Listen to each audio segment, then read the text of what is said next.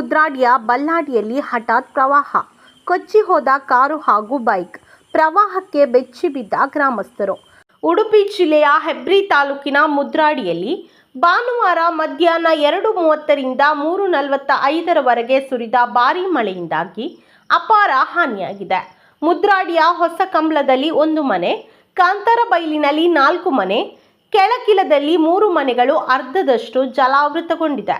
ಭಾರೀ ಮಿಂಚು ಹಾಗೂ ಸಿಡಿಲು ಸಹಿತ ಮಳೆಯಾಗಿದೆ. ಮನೆ ಮಂದಿಯನ್ನು ಹಗ್ಗ ಕಟ್ಟಿ ಏಣಿಯ ಸಹಾಯದಿಂದ ಹೊರತರಲಾಗಿದೆ. 2 ಕಾರುಗಳು ಹಾಗೂ ಬೈಕ್ಗಳು ಒಂದೇ ಸವನೆ ನುಗ್ಗಿದ ನೀರಿನಲ್ಲಿ ಕೊಚ್ಚಿ ಹೋಗಿದೆ. ಯಾವುದೇ ಪ್ರಾಣಹಾನಿ ಸಂಭವಿಸಿಲ್ಲ.